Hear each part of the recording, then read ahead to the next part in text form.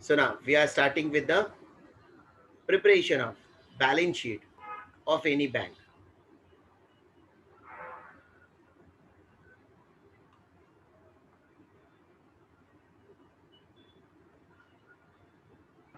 Banking company, अब अगर banking company का आपको बैलेंस शीट बनाना है तो हेडिंग लाइबिलिटी साइड, अब तक आप क्या लिखते थे, इक्विटी एंड लाइबिलिटी, यहाँ पर हेडिंग होगा capital and liability. Capital that is owner's fund, liability that is borrowed fund, outsiders fund. ना ऑन द लाइबिलिटी साइड हम कंपनी में क्या करते थे, share holders fund, non current liability, current liability, ऐसा सब बाइफर्केशन करते थे। यहाँ सब ऐसा कुछ बाइफर्केशन करने की जरूरत नहीं है। सिंपल हेडिंग तो कैपिटल एंड लाइबिलिटी, उसमें सबसे पहले capital that is share capital, उसका अलग से शेड्यूल बनाएंगे। Schedule number 1, reserves and surplus, deposits, borrowing, other liabilities and provision. देखो आपको बैंक के पॉइंट ऑफ व्यू से बैलेंस शीट बनाना है, बैंक का तो बैंक जनरल पब्लिक से पैसे एक्सेप्ट करती है इन फॉर्म ऑफ डिपॉजिट, और जनरल पब्लिक को ही लोन देती है, housing loan, car loan, business loan, personal loan. तो तुम जैसे लोग बैंक में पैसा डिपॉजिट करते हो, सेविंग अकाउंट है, करंट अकाउंट है, फिक्स डिपॉजिट है, तो तुमने पैसा डिपॉजिट किया, for you it is assets, for bank it is a liability. तो पहला कैपिटल, दूसरा रिजर्व, ठीक है। उसके बाद जो जनरल पब्लिक से डिपॉजिट एक्सेप्ट किया, डिपॉजिट, अगर वो डिपॉजिट का पैसा सफिशिएंट नहीं है बिजनेस रन करने के लिए, तो बैंक क्या करेगी, दूसरे बैंक से या आरबीआई से या दूसरी इंस्टीट्यूट से पैसा बोरो करेगी, borrowings, and apart from that other liabilities and provision. Next, on the asset side, on the asset side being a bank, bank के लिए मेन एसेट्स क्या है मालूम है, कैश। जनरली अब तक जो हम बैलेंस शीट प्रिपेयर करते थे ना, कंपनी था, कंपनी का बैकबोन क्या होता है, फिक्स्ड एसेट, जिसे हमने प्रॉपर्टी प्लांट इक्विपमेंट करके लिखा था। यहाँ पर हम बैंक का बैलेंस शीट प्रिपेयर कर रहे हैं। So for bank main assets is cash, तो cash in hand and balance with the RBI, cash in hand balance with RBI. Apart from that, जैसे हमने बोरो किया था दूसरी बैंक से, इट माइट पॉसिबल हमने दूसरी बैंक को लोन दिया है, तो हमारा पैसा उस बैंक के पास पड़ा हुआ है, तो balance with bank and money at call and short notice. Money at call and short notice meaning क्या है, हम डिटेल में सबका जब शेड्यूल पढ़ेंगे ना, तब सबका डिटेल में मीनिंग पढ़ेंगे। After that, investment, being a bank हमने किसी कंपनी के शेयर्स में, डिवेंचर्स में, गवर्नमेंट बॉन्ड्स में पैसा इन्वेस्ट किया है। Next, advances, advances that is nothing but a loan given to the general public, housing loan, car loan, business loan वगैरह वगैरह, advances. And then after that fixed assets and other assets, after that fixed assets and other assets. तो अब इसको याद रखने के लिए ना, इसको याद रखने के लिए आप liability side, liability side credit डबो करके याद रखोगे, क्रेडिट डबो, क्रेडिट डबो, CRDBO, क्रेडिट डबो, क्रेडिट डबो, DBO, क्रेडिट डबो। और asset side CBIFO, CBIFO, CBIFO, credit double CBIFO, credit double CBIFO, credit double C capital, R reserves and surplus, D deposits, B borrowings, and O other liabilities and provision. On the asset side, CBIFO, C cash in hand and balance with RBI, B balance with bank and money at call and short notice, I investment, A advances, F fixed assets, and O other assets. अब balance sheet assets is equal to liability, that we all know. After completing balance sheet, बच्चा लोग, balance sheet के नीचे हमें बताना होता है contingent liability.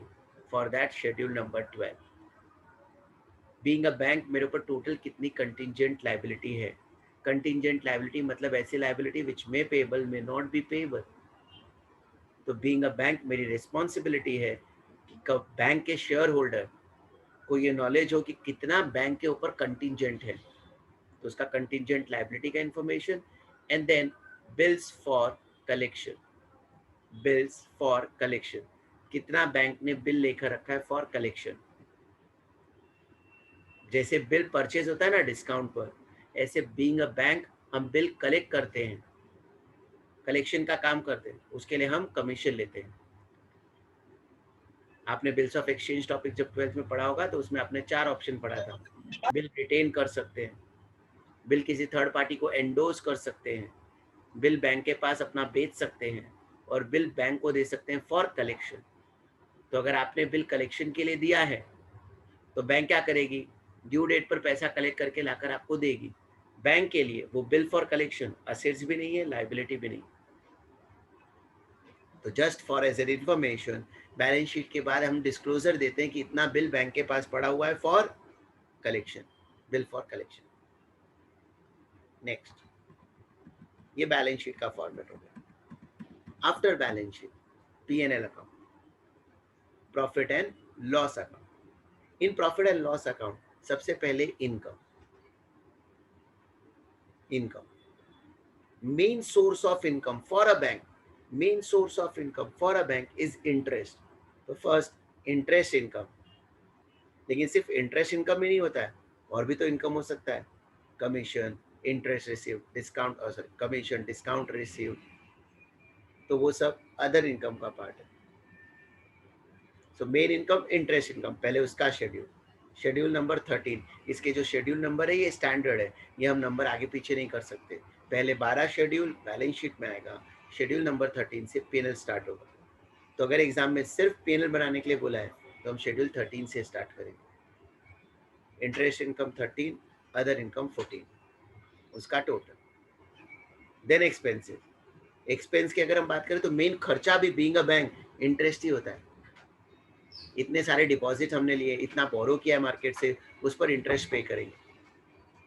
But सिर्फ इंटरेस्ट एक्सपेंस नहीं होता है. Apart from that operating expenses, business operate करते वक्त जो खर्चा होगा, वर्कर को सैलरी देना होगा, जगह भाड़े पर लिया उसका रेंट देना होगा, electricity expense, depreciation on the fixed assets, ऐसे बहुत सारे operating expenses. And then provisions and contingencies. Provisions and contingencies मतलब not a actual expense for which we have to make an estimation. Like last lecture में हमने RDD calculate करना सीखा था. So that RDD is not my actual expense, that is my estimation. Provision for tax, tax तो पे करना है, but exact कितना पे करना है वो नहीं मालूम है. Provision for tax is a part of provisions and contingencies. तो इन तीनों खर्चों का total. Income minus expense will give you profit. So profit and loss. इसमें पहला प्रॉफिट और loss for the year. For the year कैसे आएगा, तो 1 - 2 profit and loss for the year. And next profit और loss brought forward. Brought forward, last year का जो P&L का क्लोजिंग बैलेंस है इस साल उसको ब्रॉट फॉरवर्ड किया. तो इससे मुझे मिलेगा टोटल P&L में मेरा इतना बैलेंस है. अब इसे हम डिस्ट्रीब्यूट करेंगे. अप्रोप्रिएशन, डिस्ट्रीब्यूट करने को कहते हैं अप्रोप्रिएशन. तो सबसे पहला transfer to statutory reserve. Compulsory हर एक बैंक को अपने प्रॉफिट का 25% स्टैट्यूटरी रिजर्व में ट्रांसफर करना पड़ता है. 25% of current years profit. 25% of current years profit compulsory, ये याद रखना है आपको, और इतना ट्रांसफर करना ही है, whether information is given to transfer और नॉट. अपार्ट फ्रॉम दैट अगर बोला है किसी और रिजर्व में ट्रांसफर करो तो transfer to other reserve. Bank ने डिविडेंड दिया है तो for that propose dividend. And the last balance after distribution of dividend, the balance transfer to balance. So P&L बहुत सिंपल फॉर्मेट है. पहला इनकम में 2 income, interest income, other income, हो गया टोटल. एक्सपेंस में main expense interest expense, then operating expenses, then provisions and contingencies, खर्चों का total कर लेंगे। Income minus expense will give you profit for the year, and then profit और loss brought forward. फिर हमारा जो टोटल प्रॉफिट है इसे हम डिस्ट्रीब्यूट करेंगे। डिस्ट्रीब्यूशन को कहते हैं अप्रोप्रिएशन। इस अप्रोप्रिएशन में पहला transfer to statutory reserve, compulsory हर साल के प्रॉफिट का 25% हमें स्टैट्यूटरी रिजर्व में ट्रांसफर ही करना पड़ेगा। Then transfer to any other reserve given in the question, तो फॉलो करो। Propose dividend and balance transfer to balance sheet.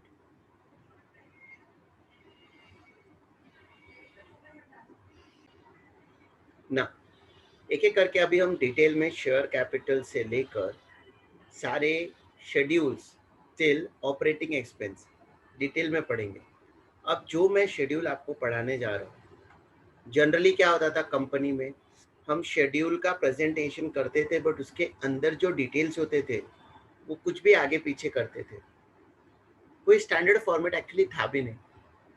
Companies act 2013 के हिसाब से शेयर कैपिटल के अंदर ऑथोराइज जैसे लिखते थे, इशूड जैसे लिखते थे, सब्सक्राइब जैसे लिखते थे, वो एक ऑर्डर था, वही हम ऑर्डर फॉलो करते थे। लेकिन उसके अलावा रिजर्व्स एंड सरप्लस में कोई स्टैंडर्ड ऑर्डर नहीं था कि पहले ये रिजर्व आना चाहिए, बाद में ये रिजर्व आना चाहिए।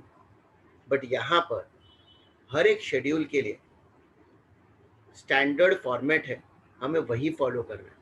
हम कोई भी चीज़ ऊपर नीचे भी नहीं लिख सकते, उसके मार्क्स कटेंगे।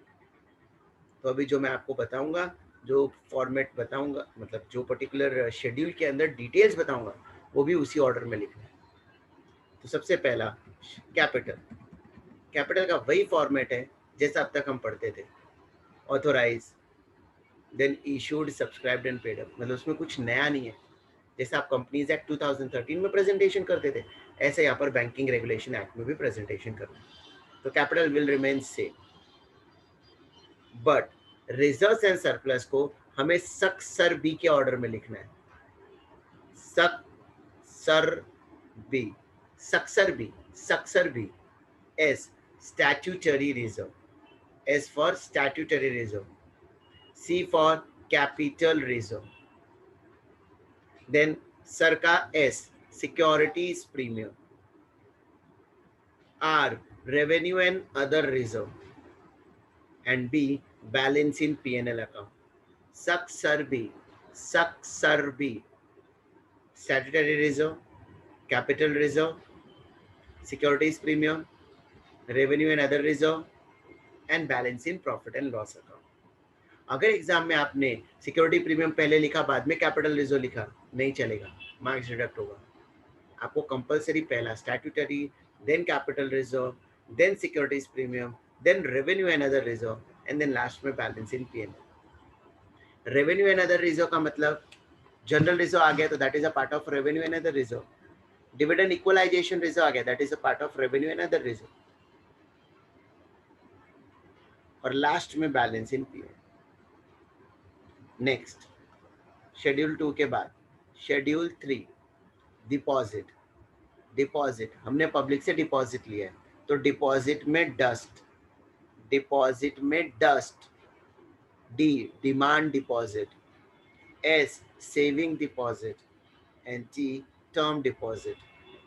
Demand deposit, saving deposit, term deposit. Demand deposit is nothing but a current account. Bank में करंट अकाउंट होता है ना, उसे डिमांड डिपॉजिट कहते हैं। Saving deposit is nothing but a saving account, and fixed deposit मतलब fixed, sorry, term deposit मतलब fixed deposit, fixed deposit and recurring deposit account. Fix deposit और रिकरिंग डिपॉजिट दोनों में अंतर क्या है?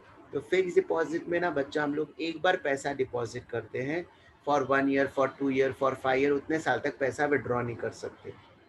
रिकरिंग डिपॉजिट में हम बार बार पैसा डिपॉजिट करेंगे, 1 साल, 2 साल, 5 साल तक हम पैसा विड्रॉ नहीं कर पाएंगे, बट पैसा हर महीने, हर 6 महीने में डिपॉजिट कर सकते हैं। रिकरिंग डिपॉजिट विड्रॉल करने का कंडीशन है, एक टाइम के पहले आप विड्रॉ नहीं कर सकते, तो for certain time it is fixed. Term deposit, deposit में dust, dust, demand, saving and term deposit. Next, borrowing. अगर डिपॉजिट का पैसा सफिशिएंट नहीं है बिजनेस करने के लिए तो हम बोरो करेंगे. तो बोरो किससे करेंगे? सबसे पहले माई बाप. बैंक का माई बाप कौन? RBI, reserve bank of India. Borrowing from RBI. That funds is not sufficient, तो फिर अपने बैंक से मांगो, दूसरे बैंक से, फ्रॉम अदर बैंक्स. और वो भी सफिशिएंट नहीं है तो अदर इंस्टीट्यूशंस, अदर इंस्टीट्यूशन. तो बोरोइंग को याद रखोगे आरबीआई, आरबीआई, आरबीआई, आरबीआई, ऐसे भी आरबीआई, ऐसे भी आरबीआई, ऐसे भी आरबीआई, ऐसे भी RBI. Reserve bank of India, other bank, other institution. Borrowing from reserve bank of India, other bank, other institution. Borrowing from reserve bank of India, other bank and other institution. After borrowing, schedule 5, other liabilities and provision. Other liabilities and provision, इसे बोलेंगे हम bio, bio, bio, BIIO, bio. B, bills payable. Bills payable क्या होता है? Bills payable. बच्चा लोग, bank से कभी डिमांड ड्राफ्ट बनवाया आपने? Demand draft. तो that demand draft is example of bills payable. हम जो बिल्स पेएबल की बात करते हैं यहाँ पर वो वाला बिल पेएबल नहीं, वो तो ड्रॉवर ड्रॉई का कॉन्सेप्ट है. यहाँ पर बीइंग अ बैंक, बैंक के पास आपने इंस्टीट्यूट का डिमांड ड्राफ्ट बनवाया है. आप क्या करोगे? इंस्टीट्यूट में जाकर वो डिमांड ड्राफ्ट सबमिट करोगे. तो जब इंस्टीट्यूट वो डिमांड ड्राफ्ट सबमिट करेगा बैंक के पास, तो बैंक को उस डिमांड ड्राफ्ट के अगेंस्ट पैसा देना पड़ेगा. बिल्स पेबल उसे बैंक को देगी. Next, I, inter office adjustment. Inter office adjustment, net. अब ये क्या होता है इंटर ऑफिस एडजस्टमेंट? तो बच्चा लोग समझो, हम आईसीआईसीआई बैंक है. अब आईसीआईसीआई बैंक का एक ब्रांच समझो बोरीवली में लोकेटेड है और एक ब्रांच अंधेरी में लोकेटेड है. अब समझो बोरीवली ब्रांच में पैसों का शॉर्टेज है, कम फंड्स है. बोरीवली में पैसों का शॉर्टेज है, पैसों का रिक्वायरमेंट है. तो आईसीआईसीआई बैंक सीधा दूसरी बैंक से बोरो करने नहीं चला जाएगा. आईसीआईसीआई बैंक अपने दूसरे ब्रांचेस में पता करेगी कि क्या कहीं पर सरप्लस पैसा है. तो पता चला अंधेरी ब्रांच में सरप्लस पैसा पड़ा हुआ है. तो बोरीवली ब्रांच ने अंधेरी ब्रांच से 1 करोड़ ट्रांसफर करवा लिए. 1 करोड़ ट्रांसफर करवा लिए. साल खत्म होते होते बोरीवली ब्रांच ने अंधेरी ब्रांच को 60 लाख रीपे कर दिया. कितना अभी भी पे करना बाकी है? तो बोरीवली ब्रांच बोलेगा 40 लाख पे करना बाकी है. किसे? अंधेरी ब्रांच. तो ये आईसीआईसीआई का इंटरनल मैटर है ना, inter office adjustment. Inter office adjustment. For Borivali branch it is a liability, for Andheri branch it is assets. पैसा मिलना बाकी है. तो अगर हम आगे असेट्स में देखेंगे ना,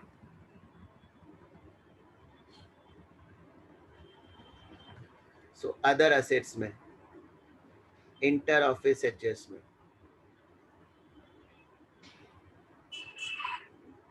ये अंधेरी वाला ब्रांच बोलेगा पैसा मिलना बाकी है और बोरीवली ब्रांच बोलेगा पैसा देना बाकी है.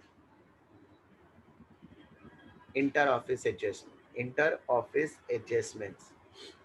Next, interest accrued.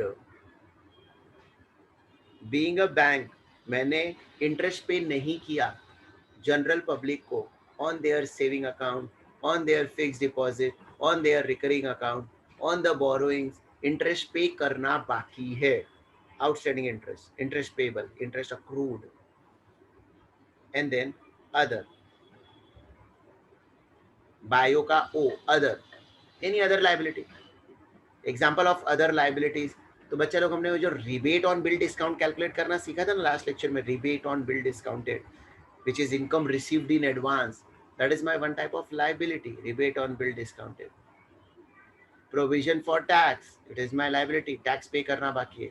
Proposed dividend, dividend propose कर दिया है, पे करना बाकी है. अब अदर के अंदर कुछ भी आगे पीछे लिखो चलेगा, बट अदर्स लास्ट में आना चाहिए.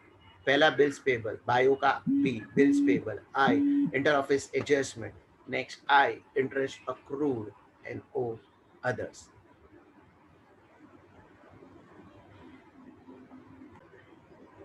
After that, asset side, schedule number 6, cash in hand and balance with RBI. यहाँ पर हमें उस हेडिंग को ही स्प्लिट करना है.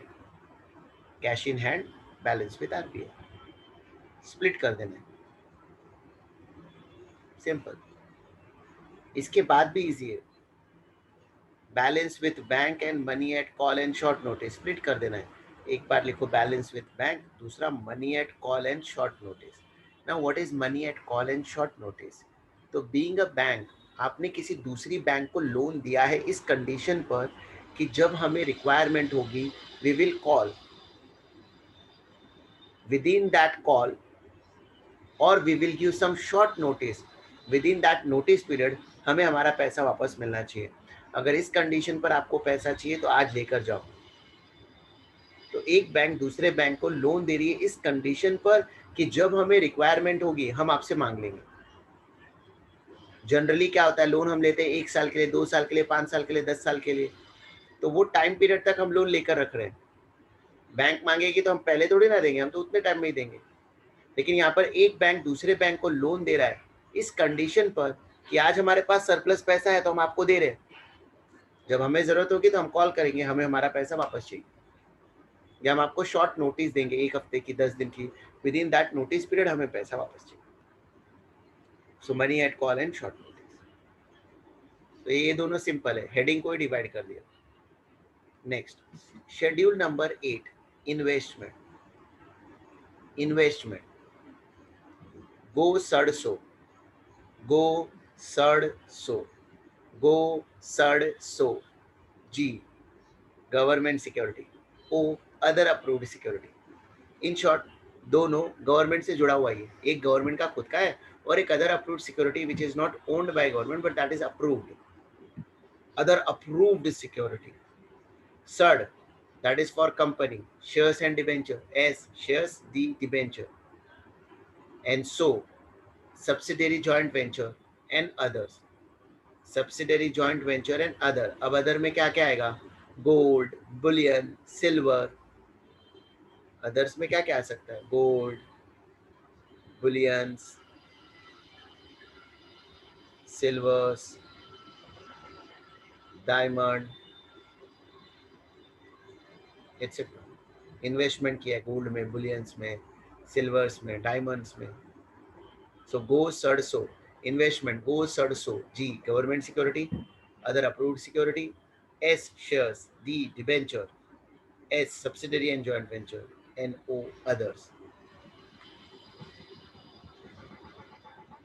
Next, advances. हमने पैसा एडवांस में दिया जनरल पब्लिक को. किस किस रीजन से? तो पहला, बिल परचेज एंड डिस्काउंटेड. हमने बिल परचेज किया है, पेमेंट आज किया है, बट ये बिल मेच्योर होगा 1 महीने बाद, 2 महीने बाद, 3 महीने बाद, तो पैसा हमको 2-3 महीने बाद मिलेगा. So that bill purchase and discount is nothing but a one type of advance given by the bank to the public. Next, C, cash credit, overdraft and loans repayable on demand. Cash credit क्या होता है? तो काफ़ी सारे companies अपना cash management करती है. आपने भी शायद मैनेजमेंट अकाउंटिंग में एक टॉपिक पढ़ा होगा, कैश मैनेजमेंट. इसमें क्या होता है कि कंपनी अपना कैश इनफ्लो आउटफ्लो आगे के 1-2 महीने का प्रोजेक्टेड करके रखती है. प्रोजेक्टेड करके रखती है मतलब मुझे मालूम है कि किस दिन कितना कैश इनफ्लो होगा, किस दिन कितना कैश आउटफ्लो होगा. तो समझो मुझे मालूम है इस मंथ में 27 मार्च मतलब कल बिजनेस में 1 करोड़ का कैश इनफ्लो होने वाला है, बट 1.5 करोड़ का कैश आउटफ्लो होने वाला है. तो हमारे पास कैश का शॉर्टेज पड़ेगा. कितने लाख का? 50 लाख का. ऑन 28 मार्च 2 करोड़ का इनफ्लो होने वाला है और आउटफ्लो सिर्फ 1 करोड़ का होने वाला है।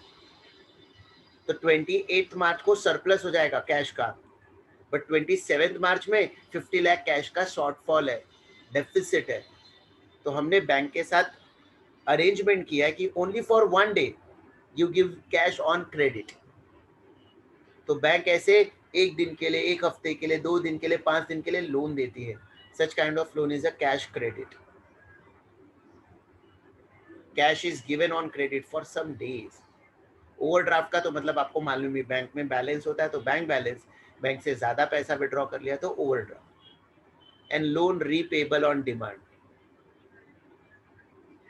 Loan is given on a condition that जब डिमांड होगा तो बैंक पैसा मांगेंगे, आपको वापस करना होगा। Next, term loan. Loan given for some time. Housing loan 25 साल के लिए ले लिया, कार लोन 5 साल के लिए ले लिया, बिजनेस लोन 2 साल के लिए ले लिया। तो ऐसे ये जो लोन होते हैं ना जिसका टाइम बाउंड होता है, that is a term loan. तो BCT, बकट bill purchase and discounted cash credit एंटी टर्म लोन। अब ये जो बकट है ना, बकट, इसमें हम डेफिनेटली लोन देते हैं तो कुछ ना कुछ तो गारंटी लेंगे, विदाउट गारंटी तो लोन देंगे नहीं। तो इस बकट का जो भी टोटल आया होगा, ये इसी को फर्दर बाइफरकेट किया जाता है बिटवीन सकुबाई, बकट में सकू, बकट में सकू SCUS, secured by tangible assets. समझो टोटल लोन दिया है 100 करोड़ का, तो इस 100 करोड़ में से कितना लोन सिक्योर्ड है बाय टेंजिबल असेट्स? तो समझो क्वेश्चन पढ़कर पता चला 50 करोड़ का लोन सिक्योर्ड है अगेन टेंजिबल असेट्स। फर्दर कितना कवर्ड है बाय गवर्नमेंट गारंटी? कभी कभी ना कोई लोन के लिए गवर्नमेंट गारंटी दे रही है, तो क्या ऐसा कोई लोन है जिसमें गारंटी गवर्नमेंट दे रही है? तो समझो क्वेश्चन में दिया 20 करोड़ का लोन ऐसा है जिसको गवर्नमेंट गारंटी दे रही है। तो 100 करोड़ में से 50 करोड़ का तो टेंजिबल एसेट्स है, 20 करोड़ का गवर्नमेंट गारंटी दे रही है। तो 30 करोड़ के लोन ऐसे हैं जो अनसिक्योर्ड है, जिस पर ना तो गवर्नमेंट गारंटी दे रही है और ना ही लोन लेने वाले ने कोई असेट्स गिरवी रखा है। तो इसका टोटल भी 100 करोड़ ही आएगा। मतलब अपना जो बकट है ना, बकट, उसी बकट का बाइफर्केशन कि कितना सिक्योर्ड है बाय टेंजिबल एसेट्स, कितना कवर्ड है बाय गवर्नमेंट गारंटी और कितना पोर्शन अनसिक्योर्ड है। सो एडवांसेस में बकट में सकुबाई। Next, fix assets. बच्चा लोग फिक्स एसेट्स बहुत इजी है। इसमें ना सबसे पहले प्रीमाइसेस, उसका cost minus PFD that is accumulated depreciation. Cost minus accumulated depreciation will give you WDV. Similar to that, other fixed assets, furniture, equipments, premises को छोड़कर बाकी सब other fixed assets. उस other fixed assets का cost minus PFD, it will give you WDV. ठीक है? So total fix assets में दो ही पार्ट डिवाइड करना है, premises and other assets. Premises that is bank की बहुत सारी ब्रांचेज होती है, बैंक के बहुत सारे ATMs के लिए जगह होती है, तो वो सारी जगह कुछ बैंक की ओनरशिप में होती है, कुछ बैंक रेंटेड लेती है। तो जो ओनरशिप में हुआ ना, ओनरशिप में वो यहाँ पर हम लिखेंगे एज अ प्रीमाइसेस। इसके अलावा फर्नीचर है, कंप्यूटर है, लैपटॉप है, कंपनी के नाम पर कार है, तो वो सब अदर एसेट्स का पार्ट है। ठीक है, तो ये हो गया फिक्स एसेट्स। फिक्स एसेट्स में बस दो bifurcation. Next, other assets. Other assets में पहला इंटर ऑफिस एडजस्टमेंट। वहां पर बोरीवली ब्रांच के पॉइंट ऑफ व्यू से सीखा था, ये अंधेरी ब्रांच के पॉइंट ऑफ व्यू से पैसा मिलना बाकी है। Next, interest accrued. General public को लोन दिया है, housing loan, car loan, business loan, दूसरे बैंक को लोन दिया है और उनसे इंटरेस्ट मिलना बाकी है। अदर लाइबिलिटी में भी इंटरेस्ट अक्रूड आया था, वहां पर इंटरेस्ट देना बाकी था, यहाँ पर इंटरेस्ट लेना बाकी है। Next, tax deducted at source and advance tax. Tax deducted at source मतलब हमारी कुछ इनकम में से पहले से टैक्स डिडक्ट हो चुका है। बीइंग अ बैंक, हमें किसी ने पैसा देने से पहले टैक्स डिडक्ट कर लिया। टैक्स हमें बीइंग अ बैंक भरना चाहिए था नेक्स्ट ईयर, बट सामने वाले ने इसी साल डिडक्ट करके पेमेंट किया। या बीइंग अ बैंक हमने टैक्स एडवांस में पे किया, हमने टैक्स एडवांस में पे किया, advance tax. Next, stamps and stationery. Being a bank बहुत सारे स्टैम्प्स, बहुत सारी स्टेशनरी ड्यूरिंग द ईयर हमने बनवाई है, बट उसको हमने यूटिलाइज नहीं किया, अनयूटिलाइज्ड है, हमारे स्टोर में पड़ा हुआ है। जैसे तुम बैंक से पासबुक वगैरह के लिए रिक्वेस्ट करते हो, तो तुमको 2-3 दिन में घर में पासबुक आ जाता है, पासबुक, चेकबुक, जो भी रिक्वेस्ट करते हो, यस और नो। तो बैंक के पास ना पासबुक और चेकबुक बहुत सारे प्रिंटेड पड़े होते हैं, तुम जैसे रिक्वेस्ट करोगे इमिडिएटली एक पासबुक अपडेट करके आपको दे देंगे। तो उसका स्टॉक जो अब तक यूटिलाइज नहीं हुआ, अनयूटिलाइज है। तो stamps and stationery, stamps and stationery which is unutilise, which is utilise वो तो अपना एक्सपेंस है, वो ऑपरेटिंग एक्सपेंस में जाएगा, विच इज अनयूटिलाइज वो यहाँ पर आएगा। Next, non banking assets acquired in satisfaction of claim. Non-banking assets means it is not a assets to a bank, it is not a assets to a bank, but acquired in satisfaction of claim. तुमने housing loan लिया था बच्चा, तुम loan ही repay नहीं कर रहे थे, तो बीइंग अ बैंक मैंने घर जब्त कर लिया, तो ये घर बैंक का नहीं है, it is a non banking assets, but bank has acquired in satisfaction of that claim. किसी ने कार लोन लिया है, रिपे नहीं कर रहा था, तो बैंक ने कार जब्त कर लिया, तो that car is a not banking assets, it is a non banking assets, but it is acquired in satisfaction of the claim. Clear? Non-banking assets acquired in satisfaction of claim. And then other. So ये it's no,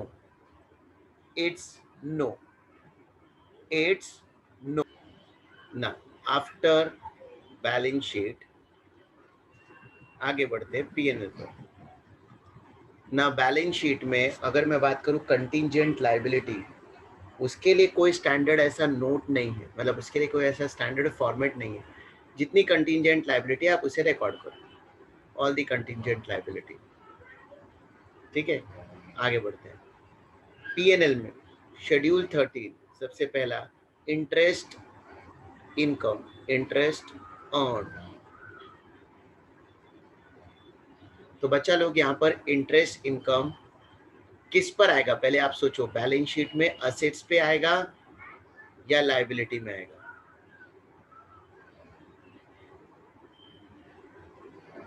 definitely interest हमें assets वाली चीजों पर मिलेगा,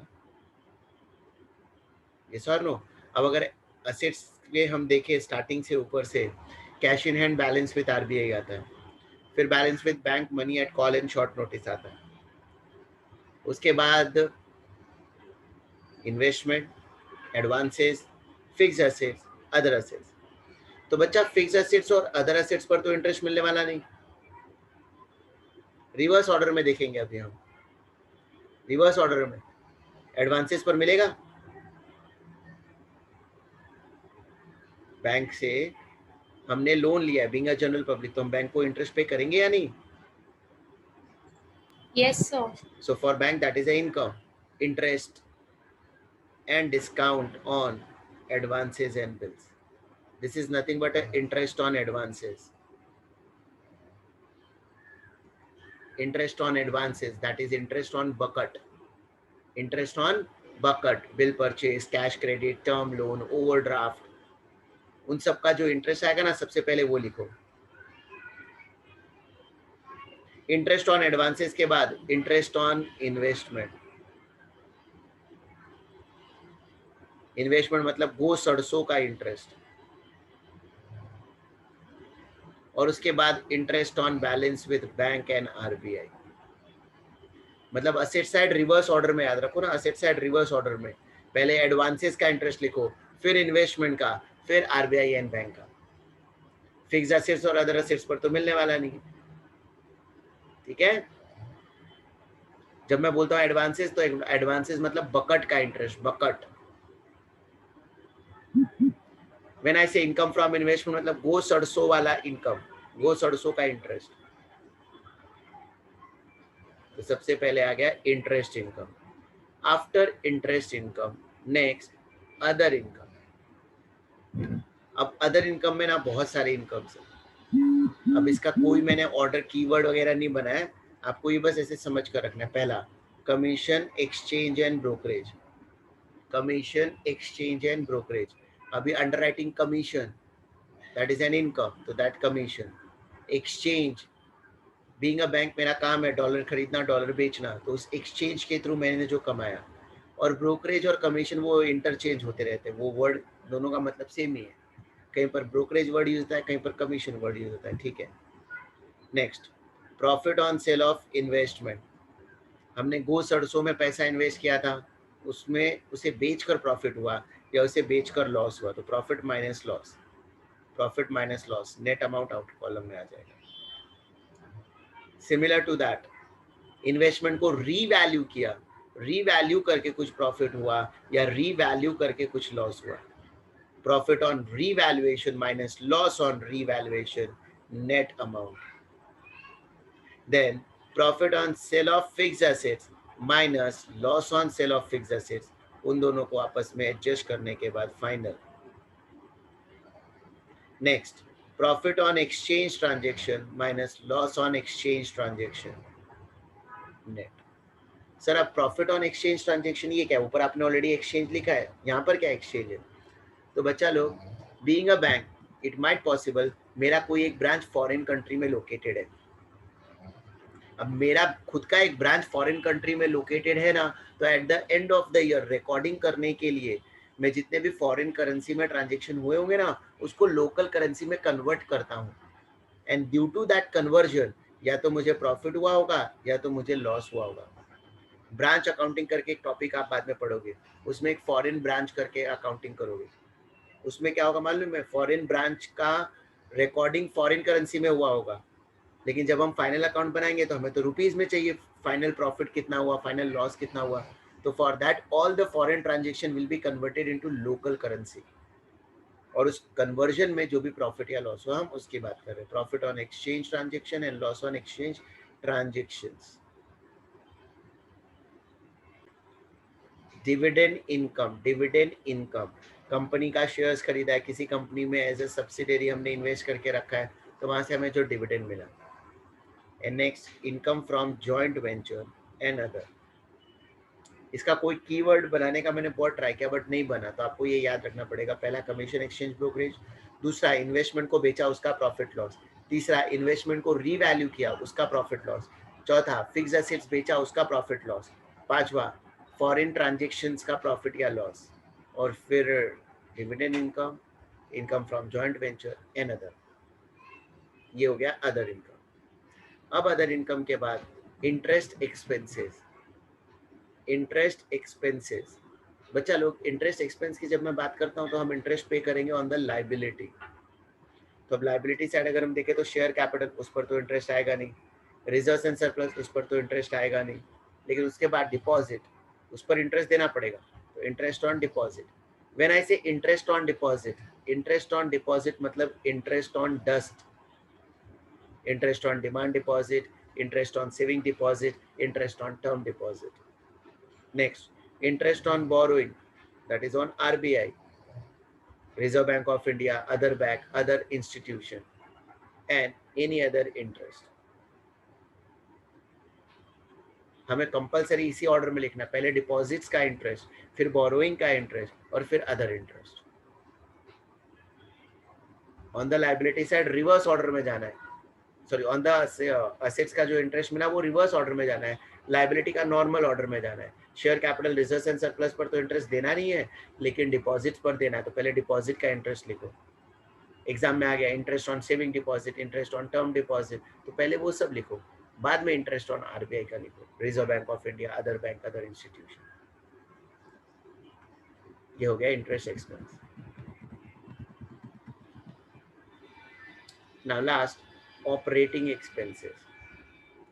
operating expenses, business चलाने के लिए बहुत सारे खर्चे करने पड़ते हैं। All those expenses should be presented here. पर पडाल प्रायो, पर पडाल प्रायो। P payment of, payment and provision for employees, मतलब वर्कर को सैलरी दिया, वर्कर का प्रोविडेंट फंड, वेजेस, वो सब यहाँ पर आएगा। All the expenses related to employees, payment and provision for employees. Next are rent rates and taxes, rent rates and taxes। पडाल का P printing and stationery, printing and stationery। A advertisement and publicity expenses, advertisement and publicity expense। D depreciation on bank's property, depreciation on bank's property। Next D director's fees, director's fees। A auditor's fees। L law charges। Next P postage, telegram and telephone, postage, telegram and telephone। प्रायो का R repairs and maintenance। Next I insurance and other। पर पडाल प्रायो, पर पडाल प्रायो। अब ये पर पडाल प्रायो इस ऑर्डर में ही आपको लिखना है।